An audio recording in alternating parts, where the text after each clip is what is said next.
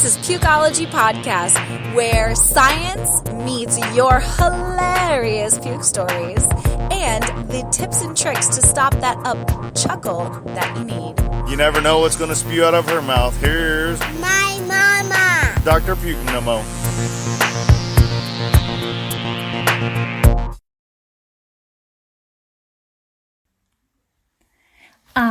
There's nothing like the sound of a suckling baby drinking milk from a mommy's breast. But from a personal experience, it was the most natural thing that I've ever done. All moms need a little bit of help and guidance through these first couple of days, especially with some incredible and awesome breastfeeding tips that you just don't want to miss out on. Want no more morning sickness, pregnancy nausea, or how about no more headaches or migraines? Visit our sponsor, nomonausea.com, the only natural way to instantly stop your worst nausea, vomiting, or headaches now. Or just place No More Nausea Ban on your baby registry for your delivery bag at Bye Bye Baby, or just get it shipped for free in 2 days on Amazon as a Prime vendor. And know your little ones are always taken care of with the first No More Nausea Kids and No More Sleepless Nights Kids now available at your local CVS store. Can you imagine getting your kids to sleep on time every night and having a good night's sleep yourself? That's what No More Nausea Kids and No More Sleepless Nights Kids can do for you. You want to hear in this podcast some hilarious pregnancy humor that may just make you want to pee your pants.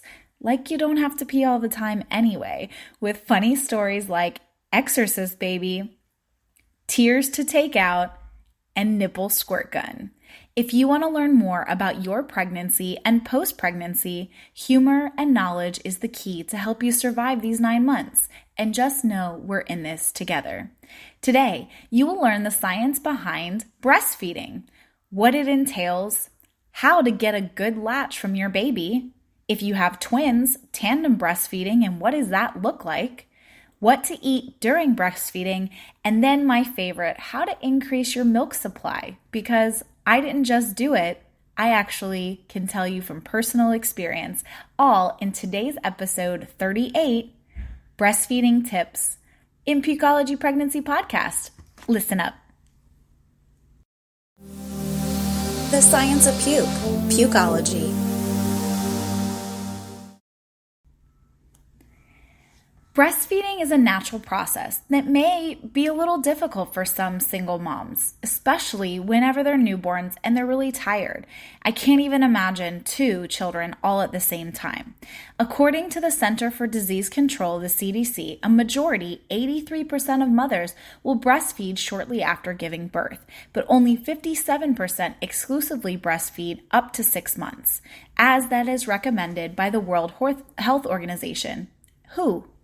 Breastfeeding boosts your child's immunity, prevents childhood obesity, and lowers the risk of infection and allergies at the same time. It helps you bond with your child.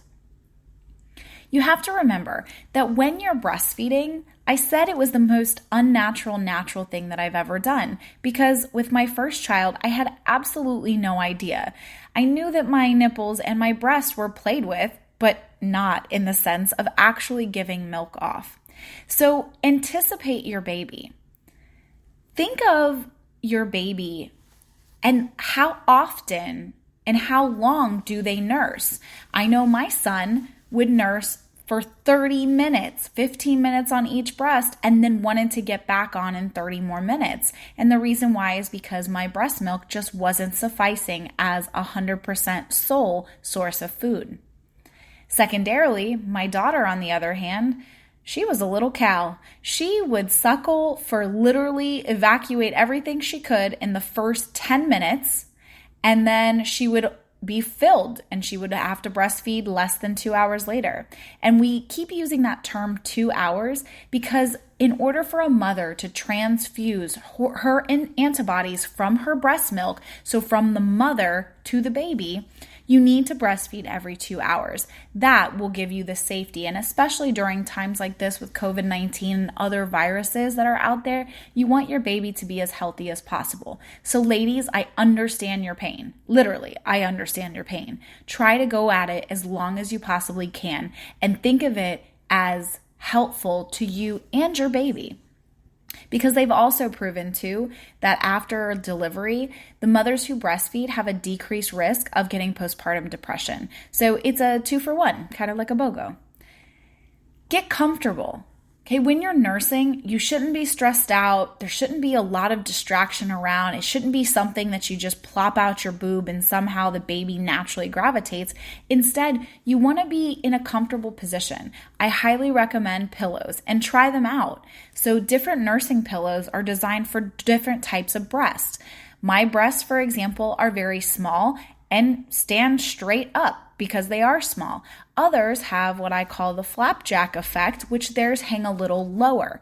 Others are very underarm boobs. Again, those are the ones that look great in push-up bras because you can move your breast tissue down to the middle.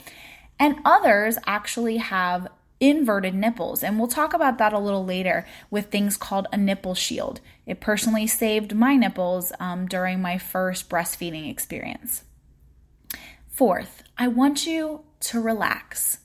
Whether that's putting on soothing music, lighting a candle, doing something that just helps you relax. For some moms, it's watching television, and that's okay. Anything that helps you relax and helps you to be able to bond with your baby. That is when the milk is just going to come flying out. Number 5, help your baby find the right position.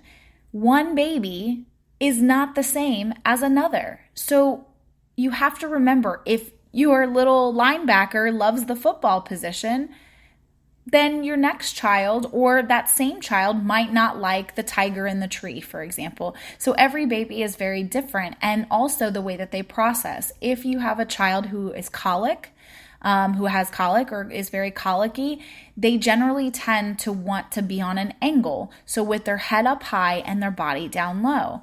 Most normal children who don't have any problems with like acid reflux or vomiting after they've eaten, they can lay just fine and flat because of the fact that you have to remember their anatomy structure is much different than ours.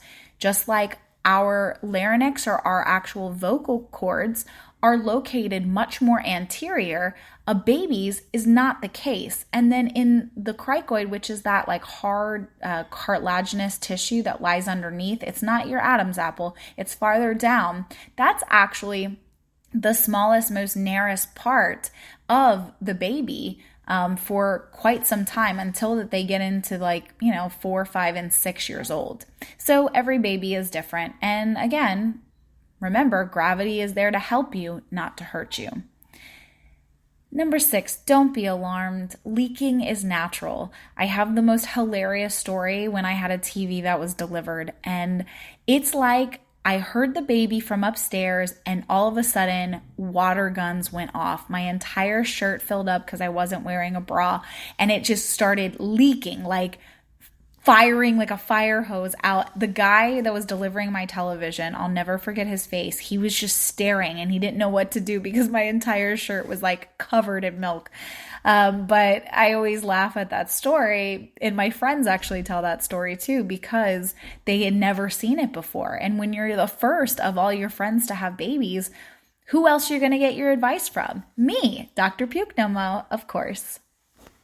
Now 7, take care of your skin.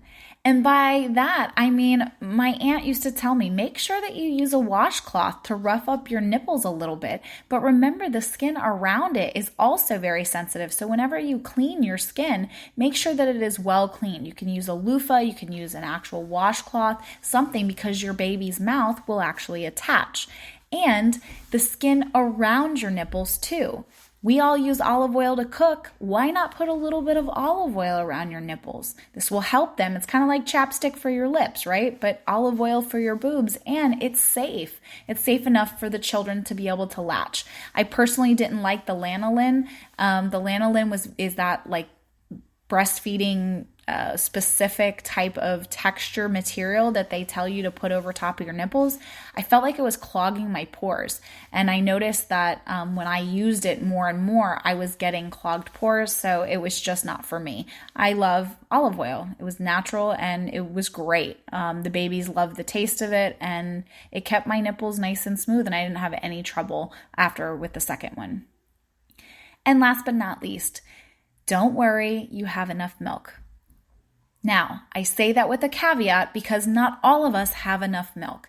There's other things that will decrease milk production, such as stress. If you are not around your baby because you're like me, who was in the hospital, right? A full-time working mom. My breast milk production definitely decreased whenever I went back to work after 6 weeks.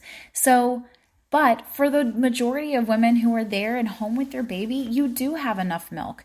And your baby will let you know. If they are crying 5 minutes after because they're so hungry, you'll know that your breast milk production just isn't strong enough. But I don't want you guys to worry. I want you to focus in on what you do have, your God-given gifts of 2 awesome boobs.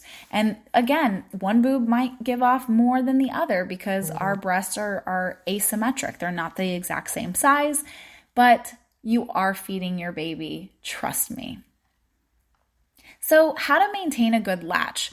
This is the golden question for any mom that is breastfeeding. How a baby attaches to your breast while breastfeeding is actually called latch or latching. Getting a good latch makes both you and the baby very comfortable during breastfeeding. Your baby will also be able to get the most amount of milk with adequate nutrients for growth and a steady weight gain if you are properly latched. Now, what does a proper latch look like? Well, it's when the entire nipple and some of the surrounding areola is actually inside of the baby's mouth. You have a nipple that will protrude out and the areolas get very dark during the end of pregnancy, the last trimester, because it's like a bullseye. They want the baby to be able to find it. You never want the baby to suck on just the nipple. Okay, instead you want the whole head. So I always say, think of like a megalodon type of shark. When they open their mouth really big, you literally place the breast into their mouth so that they get the entire area. It's kind of like if you are trying to, flick your nipple, that hurts. But if you grab from your breast tissue and pull down, that will give you the great letdown that you want. And remember, the other side, unless it's very well trained, your other boob will give off lots of milk. There's some awesome products on the market called milk Savesies, and it literally saved my beautiful golden milk. So you put it in and there's like a hole, you put your nipple through it and it naturally just kind of leaks out. So I used to have about 2 ounces that would leak out of the other breast that was not currently breastfeeding. You have to remember that your baby's tongue, whenever you're latching, should always be down, not up. So it shouldn't be on the roof of the mouth. It should be down. And the lips turned out against your breast. So again, you should literally have duck lips. Come on, ladies. I know you selfie. So duck lips out. The baby should be out and around a covering of your areola and the bigger part. So the nipple should be completely buried inside of their mouth. When done correctly, there shouldn't be any pain when you're breastfeeding, but you should hear your baby swallow, and there should be no clicking or smacking sounds. Clicking and smacking sounds means that the latch is not good enough for them to pull out all the milk. Instead, they can get lots of gas because it's like air entrapment. It's different air bubbles. I do want to go over some really awesome breastfeeding positions because I think it's super important before we start talking about tandem breastfeeding. All right, the ones that I personally love was I actually liked the football hold. So the football hold, imagine you're holding a football where your hand is holding the head and the legs kind of go down like gravity. The most common is the cradle position. The cradle position, just like you would cradle and hold your child, that's the one that most women where the head and the breast are going to be feeding. There's also a cross cradle position where if you have a cradle that you're holding the baby in your left hand, the cross cradle would be the head is in your right hand and you're still breastfeeding off of that right breast. So I'm going to say them again. The cradle position is where if you're holding, you have your left arm is cradling the baby, the head is located inside of the fold of your arm, kind of by your elbow, and you're breastfeeding off of the left breast. The cross cradle, you're still breastfeeding off the left breast, but the head is being held by your right hand and it's still breastfeeding on the left breast. Now the football hold would be different. The football hold, you're holding on to the left, and you're going to have the baby attached to the left breast while their feet are dangling on the left side of you. You can also breastfeed laying down. Yes, if you have big enough boobs, I never did, so ladies, it's not for all of us. But again, you can do the laid back type position where you roll the baby kind of onto the breast tissue. And then the fifth one is the lying down position. So you can actually be on your side and just let your breast hang. This one is great for really big boob moms. I never had that. My boobs don't hang low. They don't wobble to and fro. I just don't have enough tissue. So again, the side lying is great, especially whenever you're sleepy and you're tired, because you literally roll over and you're able to breastfeed them that way. Mommies with twins. Oh, God bless you. Tandem breastfeeding. All I can say is that sounds like the two hardest words in the dictionary. So when you are breastfeeding for two or more siblings, they can be at different ages. If you have like Irish twins, for example, in the same period of time, it is called tandem breastfeeding. Normally, you are required to breastfeed your baby exclusively for 6 months. Now, this is only a recommendation by Latch, which is an association for breastfeeding. After you're no longer exclusively breastfeeding for 6 months, you can introduce what's called complementary meals for your baby, which in addition to the breast milk up to 2 years of age. So I know that, you start on solid foods anywhere between 4 months to 6 months. But when you are breastfeeding exclusively, it is good to maybe wait a little longer, because once they get the taste of food, let me tell you, ladies, they usually just use your breast to pacify themselves as they go off to sleep. But in the following situations, it may be likely that you may want to make a tandem breastfeeding situation for babies.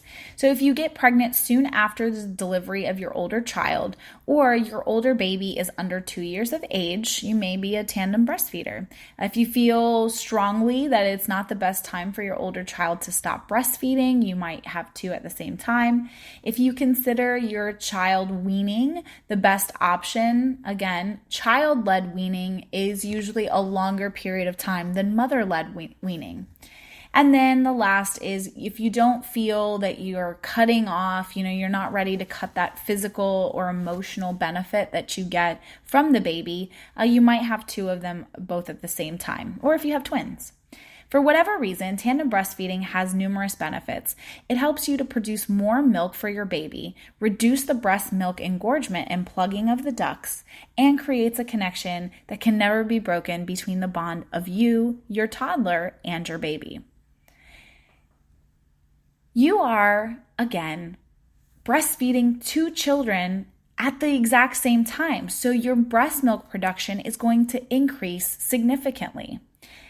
You usually tend to feed generally feed your older child first, because it will ease the engorgement. Your bigger baby or your toddler will be able to suck out more milk because he requires more than your younger one. And sometimes some women have so much that they actually have to pump before they give their child breast milk, because if not, they literally choke. Again, don't worry about your baby sharing their breasts when one of them is sick, because of the fact that breast milk has those antibodies that we talked about, as long as you're breastfeeding the youngest one every 2 hours. The older one starts to build their own immunity, but remember, for the first couple weeks of life, they are solely dependent on you, and that's also the reason why we recommend to not take your babies out into very large public places, because of the fact that they just don't have the antibodies yet.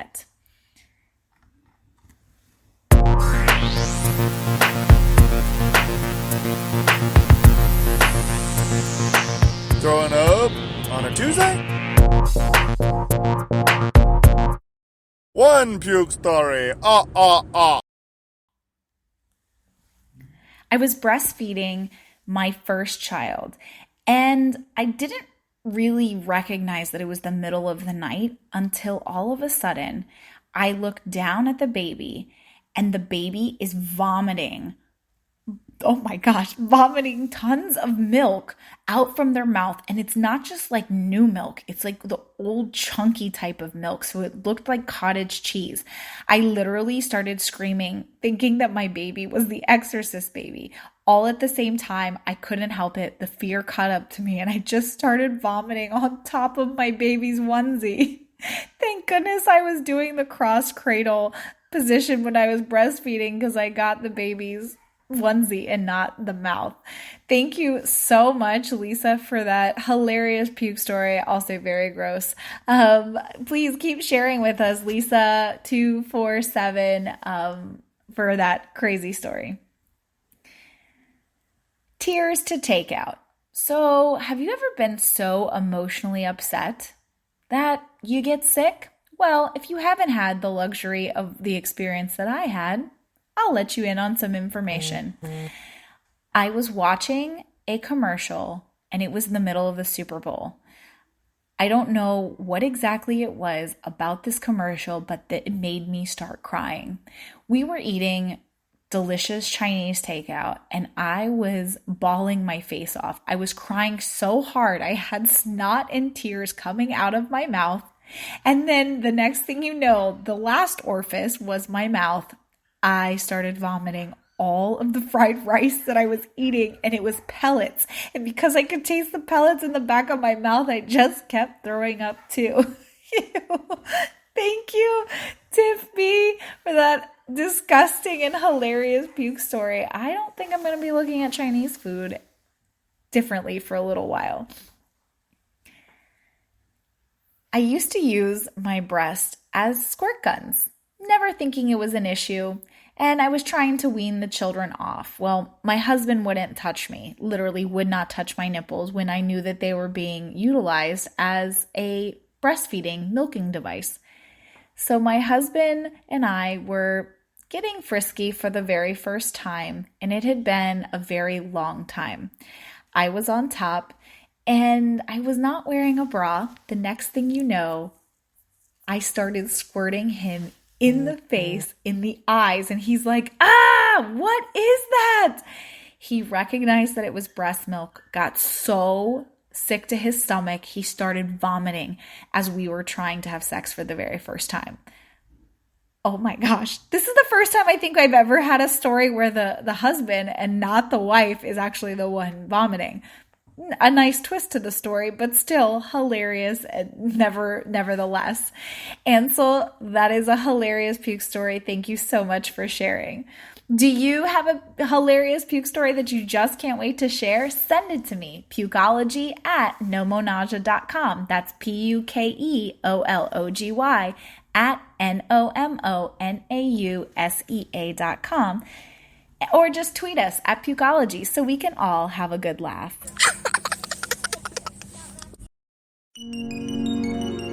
Tips and tricks to stop the chuckle that you need.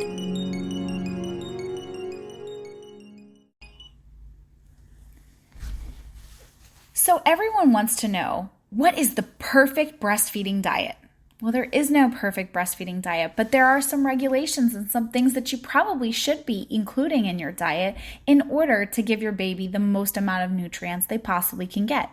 While you're breastfeeding, you need to ensure that you're eating a healthy diet because your body demands more energy and nutrients. Believe it or not, I think I calculated it that breastfeeding per day is like an extra 200 to 400 calories, depending upon how much you are breastfeeding. So when a lot of the women say the weight just fell right off when I was breastfeeding, the reason why is because you're expending more of the caloric intake. And if you're like me, take a look on your app. Have you ever seen how much calories you burn? Well, I used to add that in as like an exercise whenever I was breastfeeding, and believe it or not, you are expending lots of calories. According to the Foods and Nutrition Board, it is estimated that breastfeeding increases your daily energy requirements by 500 calories. So again, me guesstimating at 200 to 400 was a little low. 500 calories. Man, that's like a few Snickers. Thus, a properly planned diet is important for optimum nutrition for you and your baby. You must have a diet with whole grains, Soups, vegetables, and plenty of water. Let me repeat that. Plenty of water. Ladies, whatever you need to do to get that water, whether it's adding flavor, putting fruit, soaking different herbs, or whatever that is, the water is the most important part. You will not have enough breast milk production if you do not drink enough water. Below are some foods that you should eat during breastfeeding to ensure a proper diet. Plenty of fruits and vegetables, especially like berries, tomatoes, cabbage, kale, garlic, broccoli. Whole grains such as oats, rice, and cereals. Potatoes, pasta, couscous, beef, chicken, fish, pork, liver. Plenty of water, as I said before, and seafood, like seaweed. Believe it, like seaweed salad is wonderful. On the other hand, there are foods that you should avoid during breastfeeding because they're just not safe for your baby. These include, I'm sorry ladies, caffeine such as coffee, alcohol, and different types of teas. And I'm going to preface that because we're going to get into a certain type of tea that will actually help you to increase your breast milk production. Basically, anything with caffeine is just an absolute no-no because, again, the baby can still absorb some through the breast milk. It's very small, but still. These may end up in the baby's body through breast milk itself. Your baby's body has not fully developed the necessary organs such as the liver to be able to process with digesting these types of substances. And I will tell you, if you are undergoing surgery and you are breastfeeding, we actually ask you to do what we call pump and dump the first time. And being that we give drugs and anesthesia that could potentially cross the membrane, but believe it or not, it's actually time dependent. Same thing with alcohol, that they're finding that it ends up washing out of the breast milk by a period of time, not necessarily the quantity. So just pump once, dump it, and then I always tell my moms that are having surgery, hey, why don't you take that breast milk, you can freeze it, label it for teething, and bust it back out when they're teething, and it'll help to soothe them a little bit. That's just a little mom tip for you. So how do I increase my milk supply if I'm not producing enough? Ding, ding, ding. That was me all day long. So all of these things are things that I did, and my breast milk production ended up doubling. Breast milk or breastfeeding itself is a supply and demand process. Milk is produced as your baby nurses, and the amount that your baby consumes lets your body know how much milk is required. And just in case you didn't know this, the milk ducts are not coming out of the middle of your nipple. They're all around. So it literally looks like you're being sprayed.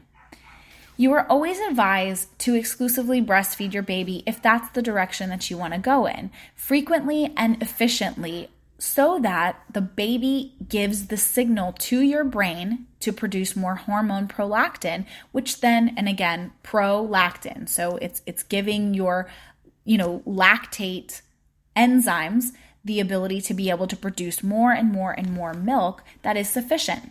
So here's some great ways to boost, 8 ways to boost your milk supply. Drink lots of water. Remember, breast milk is made from water, and dehydrated body will struggle to make this right amount of breast milk. Get more sleep. It's easier said than done, especially when you have a baby, but the milk is produced when you sleep. So sleep is essential to breastfeeding.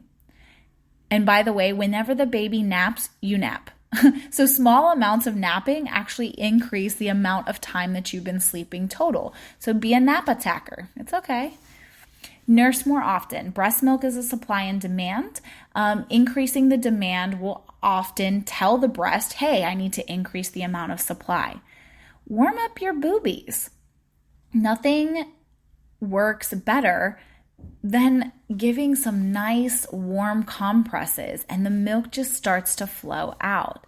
So try taking a hot shower, or like I said, they actually make these cool, they're circular, and they actually have a cutout for the nipple, and you can either put them in the microwave or you can put them in the fridge or the freezer, pardon me. So you can either have it if you need warmth to let the milk down, or if you need cold because your breasts are engorged or something is hurting you, especially whenever you're trying to wean the baby off. Try supplements. Fenugreek is an incredible way.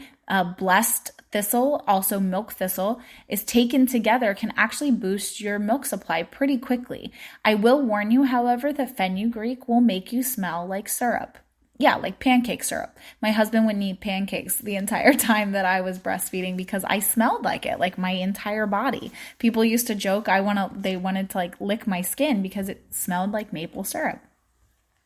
Eat a lactation-friendly diet, which is what we kind of talked about before. Oats, carrots, spinach, nuts, salmon, flax seeds, and garlic are all lactogenic foods. So I'm going to say them one more time.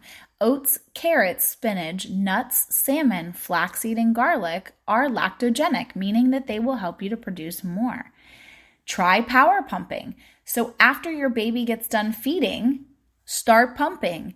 This way you will have a great stockpile of that golden, beautiful sauce, which is milk. And I don't love this one, but it is an old wives' tale, so I feel like I have to include it. Drink a dark beer. They say as an old wives' tale that the hops in it actually helps to boost breast milk. I will tell you from personal experience, it didn't work for me. So you can try it if you want to. Just make sure that you wait at least 2 hours before you're feeding your child so that your baby doesn't get drunk. During breastfeeding, offer the baby one breast first before going to the other. Make sure that they drain it completely and then they go to the other one, and use those little catchers. So if your breast on the other side that's not breastfeeding starts leaking, catch it, and you can always put it inside of a bottle for a later feeding when daddy has to get up in the middle of the night. We can all dream, right? As a mother, ensure that you get a balanced diet, lots of water, and get enough sleep as the baby sleeps when you sleep, or you sleep when the baby sleeps, either one. If you're still not expressing enough milk, consider using different drugs and supplements that will boost your milk production. Galactogs are an example of fenugreek. So again, make sure that anytime that you are using galactogs, those just means like it increases the production of your milk supply. I have also recommended Reglan, which is a medication that's usually used as an anti-nausea medication. It is increased breast milk production, but there's studies out there that don't say that it's quality milk. So I would rather stick with something natural like fenugreek or milk thistle. So here are a few other foods and drinks and herbs that will actually help. And I know that we quickly went over these, but drink water. Coconut water is a great example because coconuts and barley water, ginger ale, these other lactation teas usually contain the red raspberry leaf or milk thistle, and also drinks that have dandelion or hops or malt. Hops, what we were talking about the beer before. Fruits like apricots or papayas. Herbs, fennel, garlic, ginger, parsley, fenugreek, and goat's rue. Nuts and seeds like sesame seeds, cashews, almonds, macadamia nuts, all are great for omega fatty acids. So if you haven't noticed the trend from fish to nuts, those are all high in fatty acids. And think about it. You give your body more of those fatty acids and they're going to want to produce that really well dense milk, good milk. Spices like basil, anise, dill, caraway, and turmeric are great to add into all of your foods. Veggies, asparagus, green beans, carrots, spinach, yams, watercress, sweet potatoes, dandelion greens, peas, beets, and all types of green leafy vegetables. These will all help you significantly.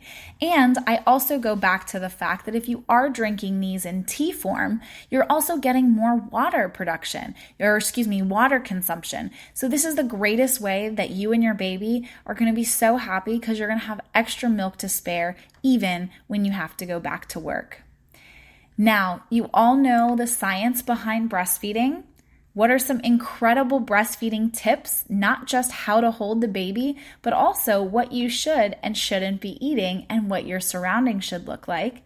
And of course, our awesome podcast wouldn't be complete without telling you what was the greatest way to be able to increase your milk production and a breastfeeding diet that produces the healthiest, most nutritious breast milk for you and your baby. I hope you found that our podcast is giving you the answers that you need about pregnancy, post-pregnancy, and breastfeeding, all that there is to date in medical research. If you love Pregnancy Pukeology Podcast and me, let me know. Give me 5-star rating or hearts for likes. And don't forget to download this episode. But more importantly, share it with all your prego friends. Thanks for listening to Pregnancy Pukeology Podcast, episode 38, Breastfeeding Tips and How to Increase Your Milk Supply Naturally. Pukeology Podcast, edutainment at its finest.